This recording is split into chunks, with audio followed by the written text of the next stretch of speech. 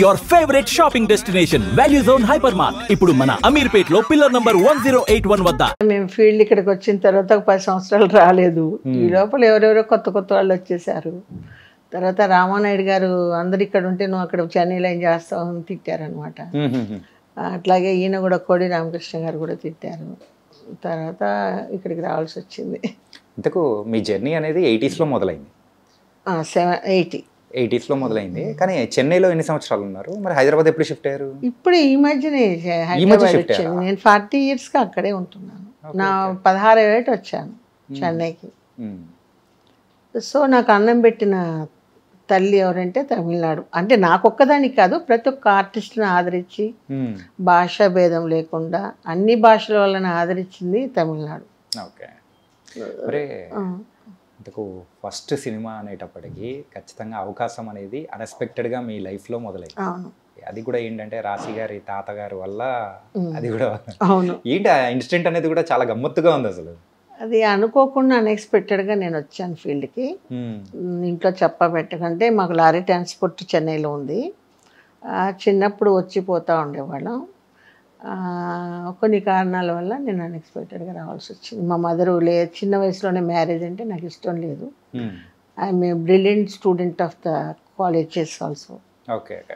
So అన్నిట్లో first ఒక social తప్ప. సోషల్ ఇంపార్టెంట్ చేసింది. సోషల్ అది సాంఘిక మొత్తం కొన్ని గుర్తుండవు. అదే సైన్స్ కానివ్వండి, మ్యాథమెటిక్స్ కానివ్వండి ఈజీగా అన్నీ ఇది.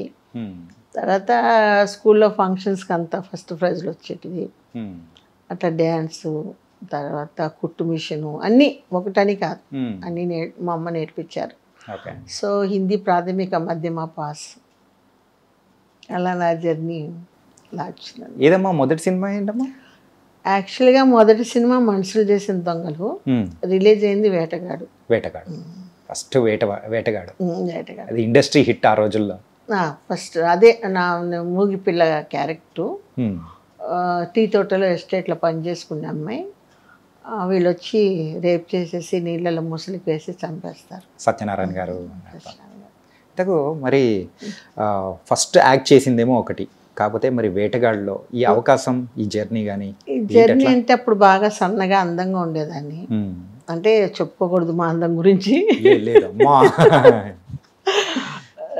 సో ఇంకా వచ్చేసాము ఫీల్డ్కు అనేసి దీంతో రామారావు గారు అప్పుడే చెప్పారు, ఈ సినిమాతో వెళ్ళి ఇంటికి వెళ్ళి చదువుకో. ఎందుకంటే రాయలసీమ ఈ వరద బాధ్యతలకు వచ్చారు వీళ్ళందరూ. జమున గారు, కృష్ణ కుమార్ గారు, రామారావు గారు. అప్పుడు నాకు ఒక 10 years ఉంటాయి. బాగా పేరున్న వాళ్ళు మా ఫ్యామిలీ. సో ఫస్ట్ నా చేత నోట్ల మాల వేయించారు మా నాన్నగారు ఇంత పాప అప్పుడు. సో అప్పుడు అలా పరిచయం అయింది.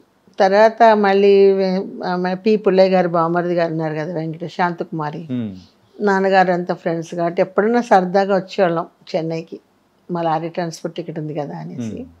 ఓ రోజు ఏదో సినిమా షూటింగ్ దగ్గరికి చూడాలని చెప్తే సాంగ్ జరుగుతుంది. అట్లా ఇంకా సరే అని చెప్పేసి కొన్ని కారణాల వల్ల not interested of the field. ఇక్కడికి వచ్చిన తర్వాత భగవంతుడు మరి కృప ఇచ్చాడు. సో ఏకతాటిగా ఒక 5 languagesలో మంచి. కానీ ఇట్లా వేటగాడు సినిమాలో ఆ క్యారెక్టర్ చేసిన తర్వాత అది రాశి వాళ్ళ తాతగారు. ఎందుకంటే రాశి తాతగారు వచ్చి జూనియర్ ఆర్టిస్ట్ సప్లైరు. ఓకే. వాళ్ళకు ఒక ఇంపార్టెంట్ క్యారెక్టర్ కావాలి. సో ఆయన లేదమ్మా నువ్వు చేస్తే బాగుంటుంది సినిమాలని ఆయన సూర్యనారాయణ గారు చూపించారనమాట. చూపిస్తే వెంటనే వీళ్ళు సెలెక్ట్ చేశారు రాఘవేంద్రరావు గారు. ఓకే. అట్లా. కానీ మరి ఆ టైంలో చేసేటప్పుడైనా కానీ కొంచెం ఇబ్బంది కానీ ఎట్లుండింది? అసలు భయం ఏమీ లేదు. ఎందుకంటే ఇక్కడికి వచ్చిన తర్వాత మాధవన్ మాస్టర్ నా గురువు గారు హార్స్ రైడింగ్, సోల్ ఫైట్ అవంతా నేర్పించారు. తర్వాత హేమామాలి dance master, Vyjayanthimala dance master, నాకు మాస్టరు కృష్ణకుమార్ దార్వార్ అని. సో ఆయన దగ్గర క్లాసికల్ కథక్ నేర్చుకున్నాను. Okay. So dare and dash, ఏదైనా కాళ్ళు ఇరిగిపోతాయి, దెబ్బలు తగులుతాయని లేదు, దూకమంటే దూకేసేదాన్ని. సో అట్లా వచ్చానమాట.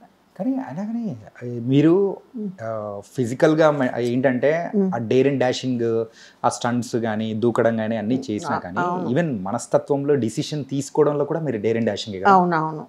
సో నేను ఎవరి మాటలు వినను, ఎందుకంటే సైకలాజికల్గా ఒక్కొక్కరికి ఒక్కొక్క మెంటాలిటీ ఉంటుంది. నేను కొంచెం స్ట్రైట్ ఫార్వర్డు, మనకు మంచి చేసే వాళ్ళు ఉంటారు, మనల్ని చెడగొట్టే వాళ్ళు ఉంటారు. సో దానివల్ల నేను మంచి తీసుకుంటాను, చెడైతే దూరంగా ఉంటాను. ఓకే, నాకు తెలిసిపోతుంది. అది కూడా ఎలా తెలిసిపోతుంది అంటే మెడిటేషన్లో బాగా ఉన్నాం కాబట్టి. ఓకే, మేము సన్నును చూసి మెడిటేషన్ గురువు గారి దగ్గర ఇచ్చేసాం కాబట్టి ఇప్పుడు స్కాన్ ఆగ్నేయ చక్రలో మీ పేస్ట్ స్కాన్ చేస్తే మీ యాక్టివిటీస్ మాకు తెలిసిపోతాయి. అంటే ఇప్పుడు నేను ఎదురు కూర్చున్నాను, నా దగ్గర స్కాన్ చేసేసారా? చేయలేదు. అంటే అంత గొప్ప ఏం కాదు, అది కంటిన్యూగా ప్రాక్టీస్ ఉంటే వచ్చేది. మధ్యలో గ్యాప్, షూటింగ్స్, దానివల్ల ఓకే. కొంచెం. అంటే అప్పుడు ఆ వేటగాడు సినిమాతో మీకంటూ మంచి అద్భుతమైన పాత్రతో ఒక గుర్తింపు అనేది కూడా వచ్చింది. సినిమా కూడా అద్భుతమైన హిట్ అయింది. దెన్ ఆ తర్వాత జర్నీ అనేది కూడా, ఆ జర్నీ ఏమైందంటే ఆటోమేటిక్గా త్రిమూర్తి ప్రొడక్షన్స్ డూండి వాళ్ళది ఉండేది. సో టక్ టక్ టక్ టక్ సినిమాలు వచ్చేసాయి. ఒక రోజు 3 షిఫ్టింగ్లు కూడా, 3 షిఫ్టింగ్లు కూడా చేశాను నేను. ఎందుకంటే అప్పుడు ఆర్టిస్టులు ఎవరున్నారు, నేను సిల్క్ స్మిత, ముచ్చెర్లన్న ఒకసారి వచ్చాము. పాత వాళ్ళంతా ఇదే, కొత్త వాళ్ళు వచ్చారు కాబట్టి ప్రతి ఒక్క దానికి మేము నలుగురం, నేను లేకపోతే చంద్రలేఖ చేసేది, నేను బిజీగా ఉంటే. అట్లా మాలో సర్కిల్ తిరిగేది. మేము నలుగురమే. ఇప్పుడు ఈ గయాలి క్యారెక్టర్ కానివ్వండి, కామెడీ కానివ్వండి, వ్యాంప్ కానీ. విజయబాబు నాయుడు గారు వచ్చి, నువ్వు ఒకే దీనికి వేస్తే బాగుండదు, ఒక క్యారెక్టర్ ఆర్టిస్ట్గా ఉంటే ఏ క్యారెక్టర్కైనా పనికొస్తావు, వ్యాంప్ అయితే వ్యాంప్కి ముద్ర పడుతుందని నన్ను మార్చారు. పెద్ద బొట్టు పెట్టేసి, బొట్టు కాటుకలో కొన్ని క్యారెక్టర్స్ మంచి తగిలాయి. ఒక 2 సీన్స్ అయినా there is a super duper hit pictures. Scope ఉన్నది, మంచి స్కోప్ ఉన్నట్టు. అది తర్వాత మాదల రంగారావు గారుతో ఆ బుర్రకథ హైలైట్ అయిపోయేసి దాంతో ఒక మంచి పేరు వచ్చింది. రేపటి పౌరులు అవన్నీ మంచి సినిమాలు, అరుణ కిరణం, చాలా హిట్ పిక్చర్స్ అన్ని.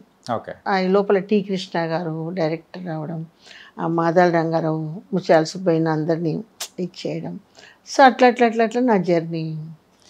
కానీ ఆ స్టార్టింగ్ ఆఫ్ ద కెరియర్లో మీకు బాగా సంతృప్తినిచ్చిన క్యారెక్టర్ అయినా కానీ సినిమా అంటే టర్నింగ్ పాయింట్ లాంటిది యువతరం కదిలింది. రేపటి పౌరులు. అదే ముఖ్యంగా ఇప్పటికీ మీరు గుర్తుపెట్టుకొని చెప్తున్నారంటే ఎంత గుర్తుంటే, నేను యాక్ట్ చేసిన పిక్చర్స్ అన్నీ నాకు గుర్తుంటాయి.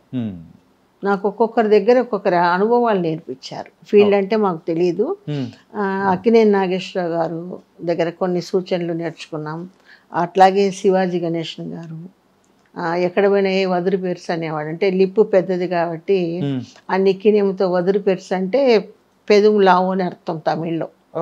ఏ గొల్టీ, తెలుగు కదా మాది, తమిళ్ రాదు కాబట్టి కొంచెం అస్లాంగా గొల్టీ అనేవాడు. నన్ను గొల్టీ అంటున్నారని ఏడిస్తే తర్వాత మీనింగ్ చెప్పాడు. గొల్టీ అంటే TULUGU తిప్పు అన్నాడు. అది అర్థం, తెలుగును గొల్టీ అంటామని చెప్పారు.